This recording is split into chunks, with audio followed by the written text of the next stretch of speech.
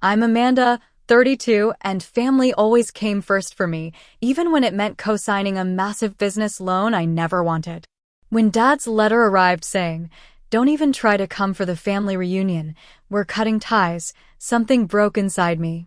My fingers trembled as I typed one word, understood. They never expected what I'd do next. Quietly removing my name from that loan seemed small, until 36 hours later when my phone exploded with 78 missed calls from Mom and panicked emails from Dad. As I share how I discovered what family truly means, I'd love to know where you're watching from. Hit like and subscribe if you've ever had to stand up for yourself against family. Now, let me take you back to where it all began. Growing up in Westfield, a middle-class suburb in Connecticut, I believed our family was as normal as they came. My father, James Wilson, ran a modestly successful construction company that my grandfather had started in the 60s. Mom, Patricia, worked part-time as a bookkeeper for the business, but primarily focused on raising me and my two siblings, my older brother Thomas and younger sister Danielle. Our house wasn't the biggest on the block, but it was well-maintained. Dad made sure of that. Every imperfection fixed immediately, every lawn mowed to perfection. That attention to detail extended to how he ran our family. Dad was the undisputed decision-maker in our household. His word was final on everything from vacation destinations to what brand of cereal we bought. Mom played the role of peacekeeper, smoothing over any conflicts with gentle suggestions and compromises that somehow always ended up aligning with Dad's original vision. As kids, we learned quickly that challenging Dad's authority led to cold silence or sharp lectures about respect. "In this family, we stick together and follow the plan," he'd say whenever any of us expressed an individual preference that diverged from his. That's how the Wilsons succeed. Despite this rigid structure, there was genuine love in our home. Dad worked tirelessly to provide for us, often coming home with his hands rough from construction sites, but always making time to ask about our homework or attend school events. Mom created warmth in every corner of the house, from fresh-baked cookies to handwritten notes in our lunch boxes. The family business grew steadily throughout my childhood. By the time I was in high school, Wilson Construction had expanded from residential projects to small commercial buildings. Dad hired 15 employees, bought a fleet of trucks with the company logo, and moved operations from our garage to a proper office building. It was a source of immense pride for him, and he made it clear that he expected Thomas to take over someday. I had different plans. While I admired the business Dad had built, I was drawn to architecture rather than construction. I wanted to design buildings, not just build them. When I received a scholarship to study architecture at Cornell University, Dad's reaction was mixed, proud of my achievement, but disappointed I wasn't following the path he'd envisioned. "Architects and contractors are natural enemies," he joked at my graduation dinner, but the underlying message was clear. I was choosing an outside path. During college and the years that followed, I maintained a cordial but increasingly distant relationship with my family. I visited for major holidays and called Mom weekly, but I was building my own life in Boston, where I'd landed a position at a prestigious architectural firm. By 30, I was leading my own projects and had established a reputation for innovative, sustainable designs. Meanwhile, the family business hit turbulent waters. The economic downturn affected construction severely, and Dad had overextended by taking on several large projects simultaneously. Thomas had joined the business, but lacked Dad's natural leadership abilities, and Danielle had followed her husband to California, distancing herself from daily operations. The call came on a Tuesday evening. Mom's voice sounded thin and worried as she explained that the business needed a substantial loan to weather the crisis and fulfill existing contracts. The bank required additional guarantors due to the company's recent financial struggles. "Your father wouldn't ask if there were any other option," she said softly. "You know how hard it is for him to ask for help." I didn't know. In all my life, I'd never heard my father admit weakness or need. That alone told me how serious the situation was. Despite warnings from my financial advisor and some deep personal reservations, I agreed to co-sign the loan $500,000 that would keep the family business afloat. I flew home that weekend to sign the paperwork, telling myself this act of loyalty might heal the subtle rift that had formed between Dad and me over the years. The gratitude from my family seemed genuine. Dad hugged me tightly, something he rarely did since I'd become an adult. "You're a true Wilson," he said, his voice gruff with emotion. "Family first, always." Mom cried and held my hands, thanking me repeatedly. Even Thomas, who had grown competitive with me over Dad's approval, acknowledged that my help had saved them. For a brief, shining moment, I felt fully embraced by my family again. There were warning signs I chose to ignore. The way Dad brushed off my questions about the business's long-term sustainability plans. How quickly the conversation changed when I suggested some modern marketing approaches. The subtle eye roll Thomas gave when I mentioned potential clients from my architectural network. "We know what we're doing, Amanda," Dad said firmly. "We've been in this business for 40 years. We just need to get through this rough patch." I backed off, not wanting to seem controlling after they'd so recently welcomed me back into the fold. After all, this was their area of expertise, not mine. I returned to Boston feeling like I'd finally proven my dedication to the family, hopeful that a new chapter of mutual respect was beginning. At Thanksgiving that year, just 3 months after signing the loan documents, the family gathering felt warmer than it had in years. Dad asked about my projects with what seemed like genuine interest. Mom proudly showed off photos of my latest building design to relatives. I allowed myself to believe that my contribution had not only saved the business, but also earned me a place at the family table again. "You'll always have a home here," Dad said as we shared a rare moment alone on the porch after dinner. "No matter how fancy your Boston life gets." I smiled and squeezed his hand, ignoring the slight barb in his words. Progress came in small steps with my father, and I was willing to be patient.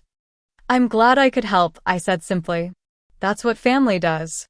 He nodded approvingly, and I basked in that fleeting moment of his validation, unaware that beneath the surface, resentments and complications were brewing that would soon shatter the fragile peace we'd established.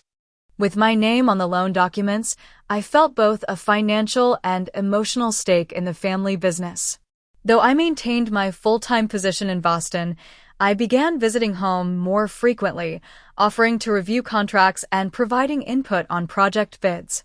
Initially, Dad seemed appreciative, even implementing some of my suggestions about digital documentation and client communications. 3 months after signing the loan, Dad invited me to attend the company's quarterly planning meeting. Sitting around the conference table with Dad, Thomas, and the senior project managers, I felt a surge of belonging I hadn't experienced since childhood. When Dad introduced me as the architect in the family who's helping us modernize, warmth spread through my chest. That warmth quickly cooled when I raised concerns about a potential client whose previous projects had ended in payment disputes. "I did some research," I explained, pulling up an industry forum on my tablet. 3 contractors in the last 2 years have filed complaints about delayed or incomplete payments from Maxwell Development. Dad's expression hardened. "We've already discussed this project internally, Amanda." His tone made my name sound like a reprimand. "Maxwell Development is expanding rapidly, and we need to establish relationships with growing companies." "But Dad, the risk factor here is considerable," I persisted. "Their payment history suggests they might be overextended." Thomas cleared his throat. "Amanda, you might design beautiful buildings, but you don't understand the realities of running a construction business. Sometimes you have to take calculated risks." The dismissal stung, especially when Dad nodded in agreement. "Your brother's right. We appreciate your concern, but we've been navigating these waters a long time." He turned to the project managers. "Now, about the timber delivery schedule." Just like that, I was sidelined. My expertise dismissed, my concerns ignored. The rest of the meeting passed in a blur as I struggled to maintain a professional demeanor while feeling increasingly invisible. On the drive home, Dad seemed oblivious to my hurt feelings. "Good meeting today," he remarked. "It's nice having you involved, even if you're coming at things from a different angle. Your mother will be pleased." I bit back my frustration. "Dad, if I'm going to be financially responsible for this loan, I need you to at least consider my input on business decisions." His hands tightened on the steering wheel. "The loan is temporary. The business decisions are permanent. Trust that I know what I'm doing." The pattern continued and intensified over the following months. I'd offer insights based on my experience working with developers, only to have them politely acknowledged and then ignored. Thomas began excluding me from email chains about important decisions. When I'd call to check in, I'd discover plans had changed without anyone informing me. My siblings grew increasingly distant. Thomas made excuses to end our phone conversations quickly, and Danielle rarely returned my calls at all. When I mentioned this to Mom during our weekly call, she sighed. "Your father feels you're trying to take control," she admitted reluctantly. "He says you don't respect the systems they've built over decades." "Mom, I'm just trying to help protect a business that I'm now financially tied to," I explained, frustration evident in my voice. "I know, sweetheart. Just, maybe step back a little? You know how proud your father is." Her gentle suggestion to withdraw felt like a betrayal, but I tried to follow her advice. I reduced my visits and stopped offering unsolicited input. Instead, I focused on my own career, trying to ignore the nagging worry about the loan that tied me to the family business. 2 months later, Dad organized a dinner at their house, inviting me, Thomas, and his wife Laura. The occasion wasn't clear until we were seated at the dining table Mom had decorated with our childhood china. "I wanted to share some exciting news," Dad announced, raising his glass. "Wilson Construction has been selected as the primary contractor for the new community center project." Everyone cheered except me. I sat stunned, fork suspended midair. The community center was a $7 million project, far larger than anything the company had taken on before. "When did this happen?" I asked carefully. "We've been in negotiations for weeks," Thomas replied with unmistakable smugness. "Signed the contracts yesterday." "And no one thought to mention this to me?" Dad's smile faded. "We didn't want to jinx it by discussing it prematurely. Besides, you've been busy with your own projects." "Dad, I co-signed a major loan for this business. Decisions like this affect my financial security too." An uncomfortable silence fell over the table. Mom quickly changed the subject to safer territory, asking about Laura's parents, while Dad and Thomas exchanged looks I couldn't quite interpret. After dinner, while helping Mom clear the dishes, I discovered something even more disturbing. The community center contract had been secured partly based on a presentation that highlighted the company's architectural expertise and modern design approach. They used my name and credentials, didn't they? I asked Mom directly. Her hesitation told me everything. "Your father just mentioned that having an award-winning architect in the family gave the clients confidence in our ability to execute their vision." The realization hit me like a physical blow. My name and professional reputation were being leveraged to secure contracts, while my actual input was ignored. I was a marketing tool, not a respected voice. That night, I confronted Dad in his study. "You can't use my professional credentials to win contracts while shutting me out of the decision-making process." Dad leaned back in his leather chair, regarding me with a mixture of irritation and surprise. "No one is using you, Amanda. We're proud of your accomplishments and mentioned them. That's what family businesses do, leverage each member's strengths." "But you don't actually value my professional opinion," I countered. "You dismiss my concerns about clients, ignore my input on contracts, and make major decisions without consulting me." Dad stood up, his patience visibly thinning. "I built this company from the ground up while you were still learning to tie your shoes. I don't need to consult you on how to run it. You needed me enough to ask me to put my financial future on the line," I reminded him, fighting to keep my voice steady. He sighed heavily, his expression softening slightly. Look, I appreciate the help with the loan. Truly. But business decisions need to stay with those who are here every day, not someone dropping in from Boston with theoretical ideas. We reached an uneasy truce that night. Dad agreed to keep me informed about major decisions, and I agreed to offer input only when asked. But as I drove back to Boston the next morning, a sense of foreboding settled over me. Something fundamental had shifted in our relationship, and the distance I felt had nothing to do with the miles between us. April arrived with the first real warmth of spring and news of the annual Wilson family reunion.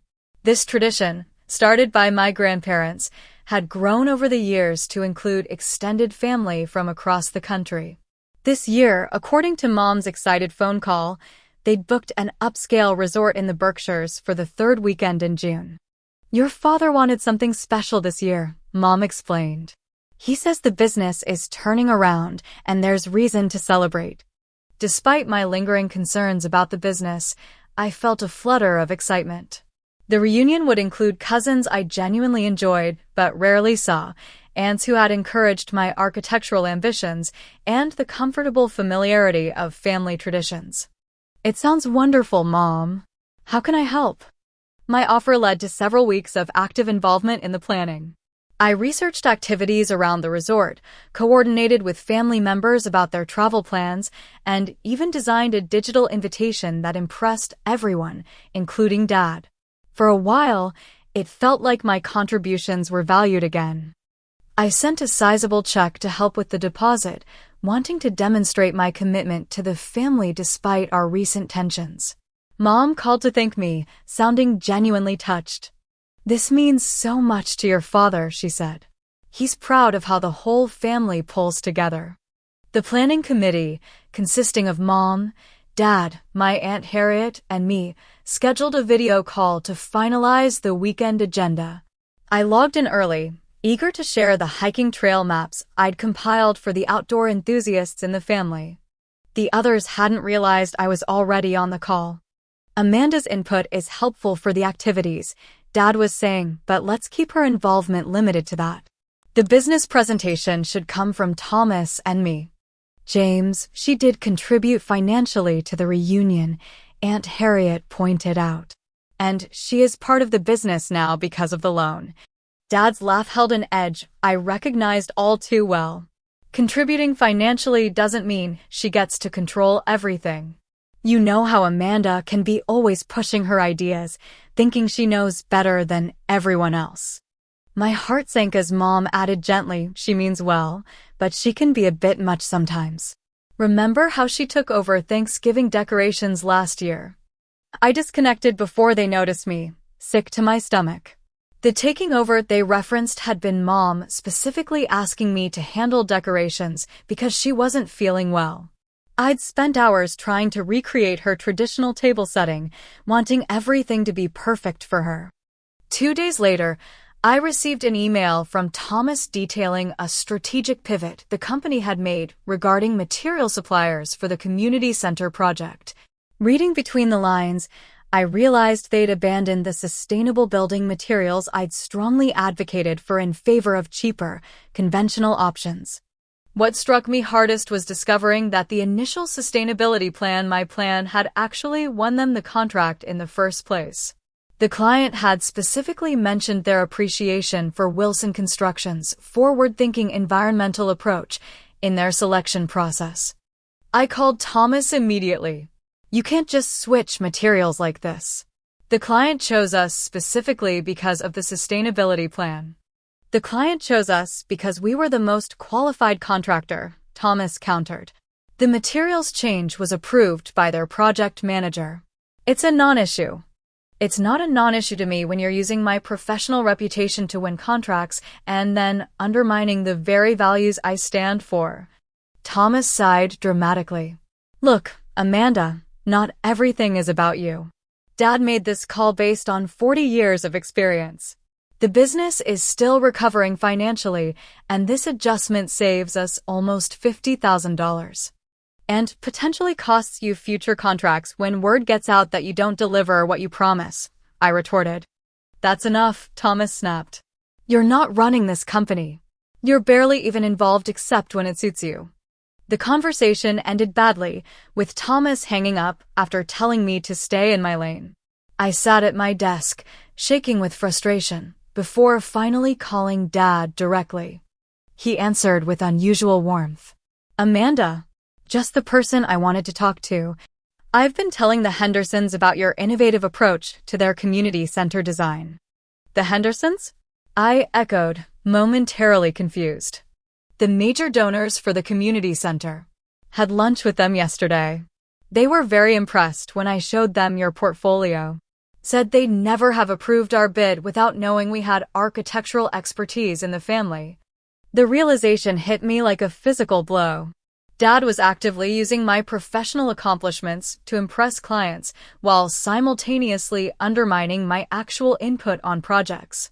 I was a marketing tool, nothing more. Dad, I said carefully, did you tell the Hendersons that we're no longer using the sustainable materials that were in the original proposal? A pause. Those details aren't finalized yet. Thomas just told me they are. He said you've already switched to conventional materials to save money. Another, longer pause. Amanda, these are business decisions that need to be made by those of us working in the company day to day. We appreciate your input, but ultimately, you're using my name and reputation to win contracts, I interrupted, while completely disregarding my professional expertise. That's not appreciation, Dad. That's exploitation. The conversation deteriorated from there, ending with Dad suggesting I was being hysterical about standard business adjustments. The following week brought another disturbing revelation. My cousin Elaine called, ostensibly to discuss reunion plans, but her tone was oddly hesitant. Is everything okay with you and Uncle James? She asked eventually. He's been saying some concerning things about you at the monthly family dinners. My stomach tightened. What kind of things? Elaine hesitated. That you've been trying to take control of the company despite having no real business experience. That you're threatening the loan if they don't do things your way. She paused. He mentioned you might be going through some personal issues that are affecting your judgment. I felt physically ill. None of that is true, Elaine. I've barely provided any input lately because they shut me down whenever I try. I figured it might be something like that, she said quietly. Uncle James has always had his own version of reality. Over the next few days, I learned through careful conversations with other relatives that Dad had been systematically portraying me as unstable, controlling, and ungrateful to the extended family. He'd created a narrative where he was generously including me in the business despite my difficult personality, rather than acknowledging that he'd sought my financial help. When I called Mom in tears after confirming these stories from multiple sources, her response was heartbreaking in its passivity. Your father sometimes exaggerates when he feels threatened, she acknowledged softly. He doesn't mean to hurt you, Amanda. He's just protecting what he built. By destroying my reputation within our family? How is that not meant to hurt me? Mom's silence spoke volumes. Try to understand his perspective, she finally said. He's always been the provider, the decision-maker. Having to rely on you financially. It's difficult for him. So that justifies lying about me to everyone we know? I'll talk to him, she promised weakly. But I knew she wouldn't, or if she did, it would change nothing. The pattern was too established, too comfortable for both of them. Dad would continue reshaping reality to maintain his position of authority, and Mom would continue enabling him to preserve peace. As the envelope arrived on a Tuesday morning, its crisp white surface bearing our family law firm's return address in the corner. It seemed oddly formal, and for a moment, I wondered if it contained documents related to the business loan. Inside was a single page of heavy stationery with the Wilson Construction letterhead. Not a family letter, a business letter. My hands trembled slightly as I unfolded it. Dear Amanda, it began, the formal greeting already a departure from Dad's usual scrawled notes. After careful We believe it would be best to create some distance at this time. Therefore, please do not attempt to attend the reunion on June 18th to 20th. We are, effectively, cutting ties until such time as you are willing to respect established family dynamics and business leadership.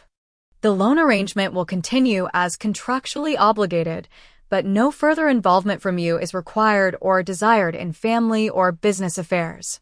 Sincerely, James Wilson, President, Wilson Construction. I read it 3 times, each reading more painful than the last. The formal tone, the use of we to suggest unanimous family agreement, the cold finality of cutting ties, all of it designed to wound as deeply as possible. I sank onto my couch, letter still clutched in my hand, memories flooding through me. Dad teaching me to ride a bike, his strong hands steady on the seat as he ran alongside. Mom and I baking together while she told stories of her own childhood. Thomas and I building elaborate snow forts in the backyard.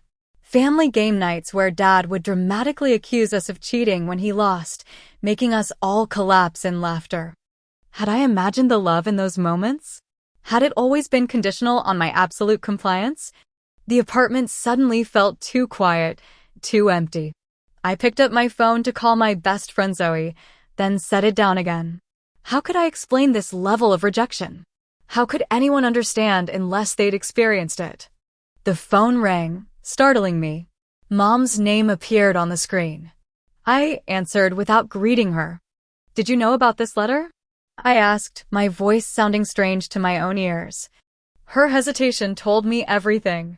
"Your father thought it would be easier to communicate this way," she said finally. "Things have gotten so tense, Amanda." Easier for whom, Mom? Certainly not for me, receiving a formal letter cutting me out of the family. "You know how your father is when he feels challenged," she said, her tone placating. "He's under tremendous pressure with the business. The community center project has complications, and—" "Stop making excuses for him," I interrupted, surprising both of us with my firmness. "He's a grown man who just formally disinvited his daughter from a family gathering and announced he's cutting ties. That's not pressure talking. That's cruelty." "He doesn't mean it permanently," Mom insisted. "He just needs some time without conflict. Once things settle with the business." "There wouldn't be a business without my signature on that loan," I reminded her. A fact everyone seems determined to forget. "No one's forgotten, sweetheart. We're grateful, truly. But your father feels you've been trying to leverage that into control you haven't earned." The injustice of it all hit me anew. I'd never wanted control, only a voice, only respect for my professional expertise when it directly impacted a business I was financially responsible for. "I need to go, Mom," I said, unable to continue the conversation without saying things I might regret. "Amanda, please don't do anything rash. Your father will calm down and we can work this out." "Like you've worked out every other conflict?" By everyone else giving in to Dad's version of reality. I took a deep breath. "I'll talk to you later." After hanging up, I sat in my silent apartment, staring at the letter. Memories washed over me, times I'd rearranged my life to attend family events, professional opportunities I'd declined to avoid conflicting with Dad's birthday or business milestones, the substantial chunk of my savings now tied up in their loan. I scrolled through old family photos on my phone, searching for clues I might have missed. There I was at Thomas's wedding, standing slightly apart from the main family group. At Christmas 2 years ago, opening a generic gift while Dad presented Thomas with a family heirloom watch.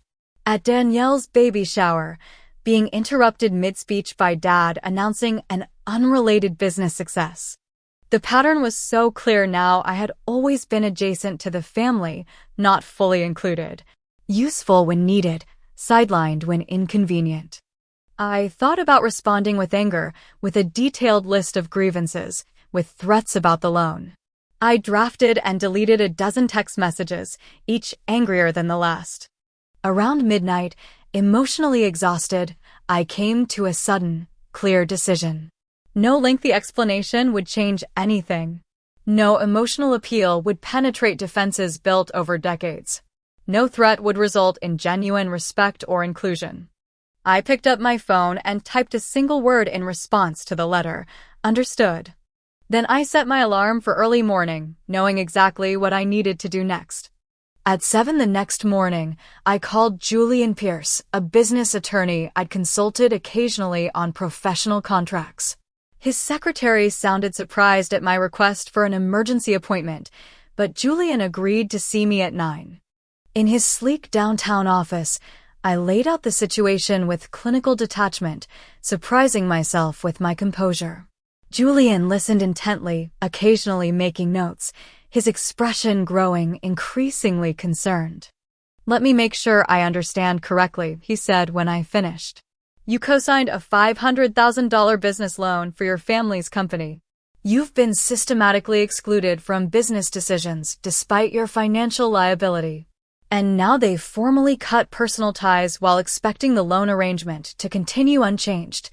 "That's correct," I confirmed. Julian leaned back in his chair. "Amanda, from a legal perspective, this is highly problematic.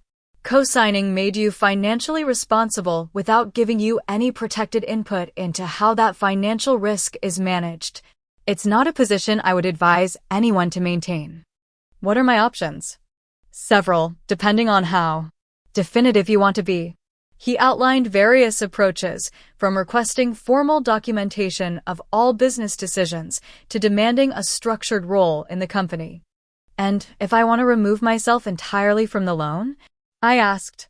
Julian's eyebrows rose slightly. "So my father would need to qualify for the loan on his own or find another guarantor?" "Exactly. Given that they needed you as co-signer initially, that may be challenging for them." He paused. "Amanda, I should warn you that taking this step will likely create significant fallout, both financially and personally."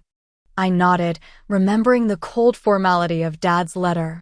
"The personal damage is already done. I'm just protecting myself from the financial repercussions now." Over the next 2 days, I methodically documented everything.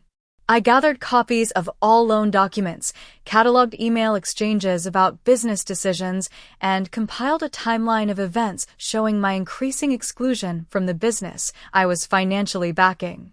Julian reviewed everything, helping me prepare a formal request to the bank to be removed as loan guarantor.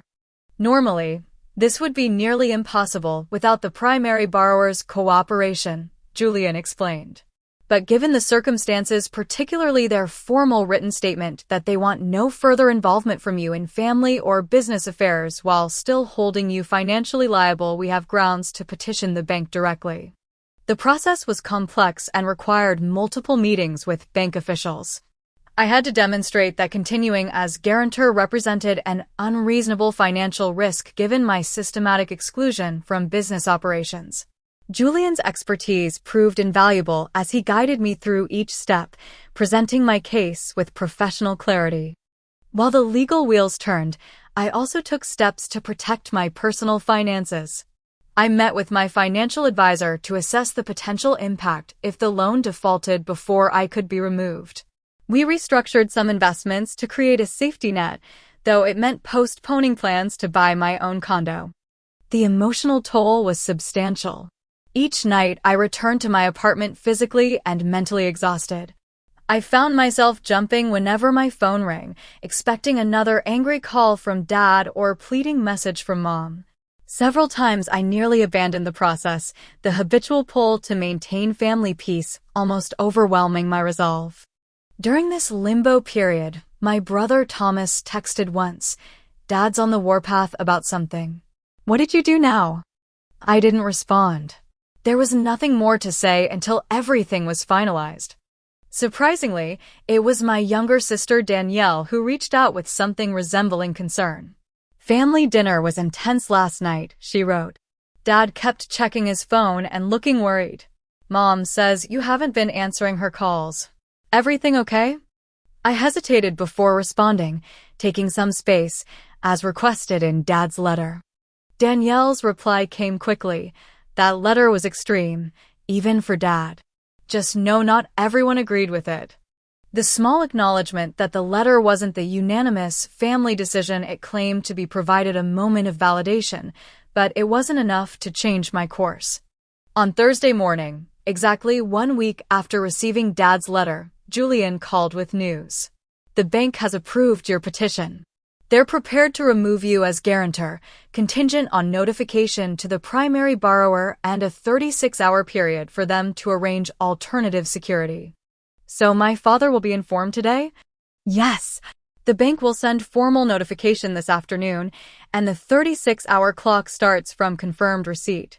If Wilson Construction cannot provide alternative security within that timeframe, the loan terms will be considered in default. The reality of what I was doing suddenly hit me full force. This could potentially bankrupt the family business, the legacy my grandfather had built, the company that employed not just my family, but dozens of workers who had nothing to do with our personal conflict. Is there any way to extend the timeframe they have to respond? I asked. Julian's voice softened. He was right, I knew. Dad had made his choice with that letter, believing he could discard me personally while maintaining his grip on my financial support. It was time for him to face the consequences of that decision. Proceed as planned, I confirmed. That evening, I prepared for the inevitable storm. I silenced my phone, canceled weekend plans, and even warned my doorman about potential unwanted visitors. Then I settled in to wait. The final paperwork arrived via courier the next morning. I signed where indicated, officially beginning the 36-hour notification period. As I handed the envelope back to the courier, I felt a strange mixture of grief and liberation. Something irrevocable was happening, a final severing of the unbalanced dynamic that had defined my family relationship for years. I spent the day in my apartment, alternating between bursts of productive work on a design project and periods of anxious pacing. By evening, still no response from my family. The silence was more unnerving than an immediate explosion would have been. Just before midnight, I checked my email one last time before bed. A notification from the bank confirmed that Wilson Construction had received the formal notice at 2:17 p.m. that day. The clock was ticking. In approximately 28 more hours, either my father would secure alternative financial arrangements or the business would face potential default. I slept fitfully, haunted by dreams of my grandfather's disappointed face and the employees who might lose their jobs. But each time I wavered, I remembered the cold, dismissive tone of Dad's letter, the systematic campaign to undermine my reputation with extended family, the exploitation of my professional credentials while silencing my voice. This wasn't what I wanted, but it was what Dad had chosen when he decided I could be discarded personally while my financial support remained firmly in his grip. The 36-hour mark approached with eerie silence from my family. No calls, no texts, no emails. I wondered if they were somehow unaware of the significance of the bank's notification, or if Dad was too proud to acknowledge the situation until forced. At exactly 2:17 p.m. on Saturday, 36 hours after the bank's notification had been received, I received an automated email from the bank confirming that I had been officially removed as guarantor from the Wilson Construction business loan. The email noted clinically that the primary borrower has not provided alternative security within the specified timeframe. It was done. Whatever happened next, my financial future was no longer tied to a business that had rejected my input and a family that had rejected me. I took a deep breath, turned off my phone, and went for a long walk through the city, letting the finality of my decision settle around me like a new, unfamiliar coat. The silence lasted exactly 36 hours and 17 minutes. At 2:34 p.m. on Saturday, my phone, newly switched back on, began buzzing with such persistence that it nearly vibrated off my kitchen counter. Notification after notification appeared: missed calls, voicemails, texts, emails, all from my family, all within the last few hours. 78 missed calls from Mom, 42 from Dad, 31 from Thomas. Even Danielle, typically the most detached, had called 11 times. I scrolled through the text messages, watching them evolve from confused to angry to panicked. Mom, 10:47 a.m. Amanda, please call as soon as you get this. It's urgent. Mom, 11:23 a.m. The bank called your father about the loan. What's happening? Please call. Mom, 12:15 p.m. Amanda, this isn't like you. We're worried. Whatever's wrong, we can fix it. Dad's messages started considerably less conciliatory. Dad, 10:52 a.m. What do you think you're doing? Call me immediately. Dad, 11:30 a.m. This is completely irresponsible. You can't just walk away from a financial commitment. Dad, 12:45 p.m. The bank says you've been trying to remove yourself as guarantor. You need to stop this nonsense now. By early afternoon, the tone had shifted dramatically. Dad, 1:30 p.m. Amanda, please. We need to talk about this. The business can't sustain this change right now. Dad, 2:05 p.m. The bank is threatening to call the entire loan due. This could ruin everything we've built. Please respond. Dad, 2:34 p.m. I understand you're upset about the reunion. That was a mistake. We can fix this. Just please call me back before the bank takes action. The emails showed a similar progression, beginning with demands and ending with pleas. The final one, sent at 2:30 p.m., had the subject line, "We need to talk," and contained just 2 sentences. Amanda, I acknowledge my letter was a mistake. Please call me so we can resolve this situation before irreparable damage is done. I set the phone down, surprisingly calm despite the barrage. They had gone from cutting ties to desperate communication in less than 3 days, not because they recognized the emotional harm they'd caused, but because they now faced tangible consequences. Before I could decide how to respond, my building's doorman called. Ms. Wilson, your parents are in the lobby. They're quite insistent about seeing you. The ambush wasn't entirely unexpected. Tell them I'll come down, I said after a moment's consideration. The lobby provided a public space where any confrontation would need to remain controlled. When the elevator doors opened, I saw them immediately. Mom looked like she hadn't slept, her normally perfect hair disheveled, her eyes red-rimmed. Dad stood rigidly beside her, his face a mask of restrained panic. Amanda, Mom rushed forward, reaching for my hands. Thank goodness. We've been trying to reach you for hours. I kept my voice level. I turned off my phone for a while. I needed some space, as the letter suggested. Dad flinched visibly at the reference. That letter was hasty, he said, clearly struggling to find the right words. Things have been stressful with the business, and I overreacted. Overreacted, I repeated flatly. You formally disinvited me from a family gathering, stated you were cutting ties with me, and made it clear my only value was as a financial guarantor for your business. That goes beyond an overreaction, Dad. We never meant to hurt you, Mom interjected, her eyes pleading. Your father was just frustrated. You know how he gets when he feels challenged. That's the problem, Mom. Everyone always excuses his behavior because that's just how he is. Meanwhile, I'm expected to absorb whatever treatment he dishes out without consequence. Dad stepped forward, lowering his voice. Amanda, we can discuss all of this. But right now, there's a more urgent matter. The bank has removed you as loan guarantor and is threatening to call the entire amount due immediately. We don't have the liquidity to cover it. I'm aware, I said calmly. I initiated the removal process after receiving your letter. But why? Mom asked, genuinely bewildered. Why would you do something so drastic? I stared at her, momentarily speechless at the disconnect. The letter explicitly stated you wanted no further involvement from me in family or business affairs while expecting me to remain financially liable for a loan I have no say in managing. That's not a reasonable expectation. It was just about the reunion, Dad insisted. A cooling-off period.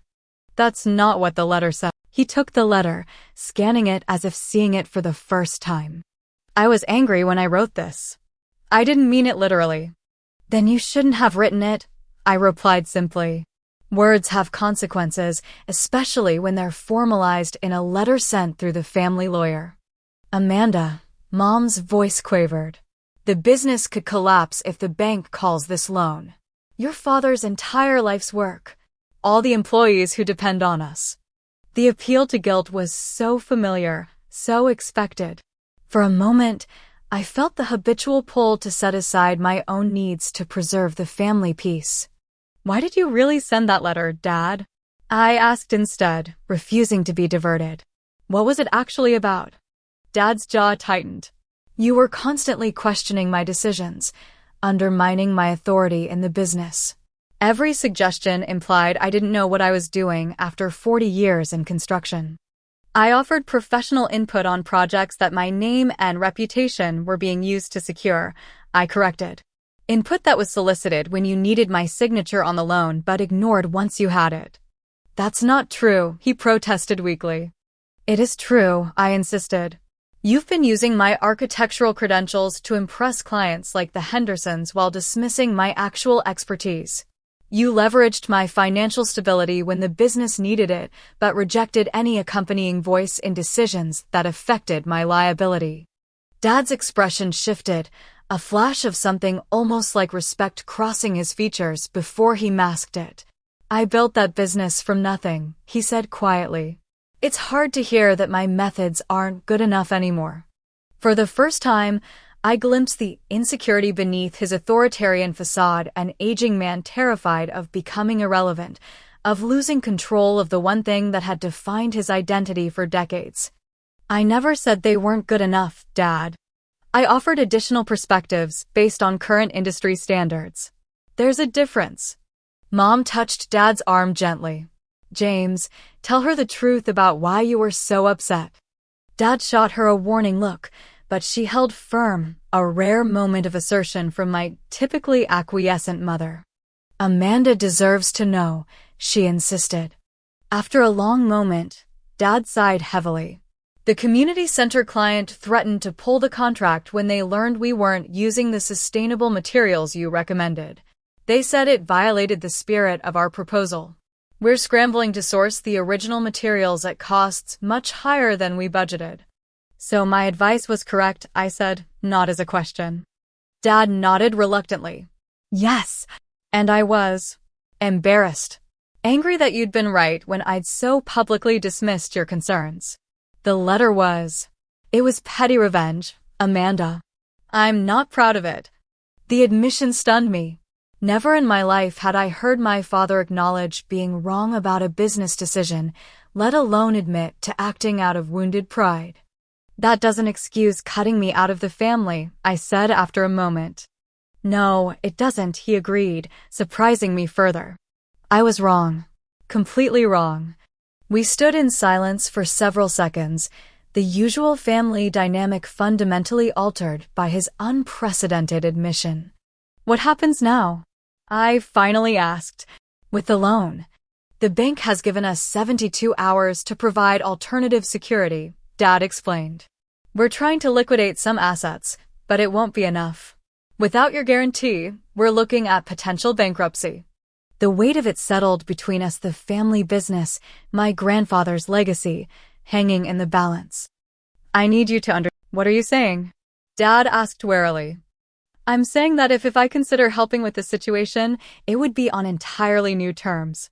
Terms that include respect for my professional input, transparency about business decisions that affect my liability, and a complete reset of how we function as a family. Dad opened his mouth, likely to argue, but Mom squeezed his arm. We're listening, she said quietly. In the lobby of my apartment building, surrounded by the curious glances of neighbors and staff, we began the difficult conversation about what a new family dynamic might look like, one built on mutual respect rather than unquestioning compliance. For the first time in my adult life, my father was truly listening. The 72 hours that followed our lobby confrontation became a watershed moment for the Wilson family. We moved our discussions to my apartment, where Dad, Mom, and eventually Thomas joined for intense conversations that stretched late into each night. The bank agreed to a temporary extension while we negotiated a new arrangement. I made it clear from the beginning that my potential reinvolvement would require fundamental changes, both in the business relationship and our family dynamic. I won't co-sign a revised loan without a formal role in financial oversight, I stated firmly during our second meeting. Not day-to-day operations, but regular financial reviews and veto power over major decisions that significantly impact risk. Dad's instinctive resistance was visible in his tightened jaw, but he nodded. That's reasonable, given your liability. This small concession represented a seismic shift in our relationship. For perhaps the first time, Dad was acknowledging my right to protect my own interests rather than expecting blind trust in his decisions. The business discussions were challenging but straightforward compared to addressing our personal relationship. On the third day, when Thomas had left and Mom stepped out to pick up dinner, Dad and I found ourselves alone in my living room. I've been thinking about what you said, he began hesitantly. About how I've treated you differently from Thomas and Danielle. I waited, giving him space to continue without prompting. When you chose architecture instead of construction, so you pulled away from me because I was independent? I asked, trying to understand. I pulled away because I didn't know how to connect with you anymore, he clarified. Your world became something separate from mine, something I didn't fully understand. It was easier to keep you at arm's length than to admit that. The revelation wasn't entirely surprising, but hearing him articulate it was powerful. That doesn't excuse how you've treated me, especially recently. No, it doesn't, he agreed soberly. The letter was inexcusable. Using your professional reputation while dismissing your expertise was exploitative. I can see that now. His acknowledgement was a start, but I needed more than words. What's going to change going forward, Dad? Practically speaking, he considered this carefully. Professionally, we'll formalize your oversight role with the business attorney. Personally, he hesitated, clearly moving into uncomfortable territory. I need to stop seeing your independence as a threat. Stop trying to control family dynamics to protect my ego. Over the following weeks, we established a new framework for both our business and family relationships. I agreed to remain as co-guarantor on a restructured loan with clearly defined conditions, including quarterly financial reviews and mandatory consultation on major decisions. Dad committed to family therapy sessions to address the long-standing patterns of control and enabling that had defined our interactions. Not everyone adapted easily to the new reality. Thomas initially resented my formal oversight role, viewing it as an intrusion into his future company. Mom struggled to break her habit of smoothing over conflicts rather than addressing them directly. I sometimes found myself slipping into defensive postures, anticipating rejection that no longer came. The original family reunion was postponed, but 3 months later, we held a smaller gathering at my parents' home. The tension was palpable at first, with extended family clearly uncertain about the new dynamic. Aunt Harriet pulled me aside early in the evening. Your father actually apologized to me last week, she said, her surprise evident, for using me to spread his version of events about you. I nearly fell over from shock. Small changes accumulated. Dad began asking about my architectural projects with genuine interest rather than competitive assessment. Mom called me directly when she disagreed with Dad rather than playing intermediary. Thomas grudgingly acknowledged that my financial oversight had helped identify inefficiencies in their billing system that, once corrected, improved cash flow significantly.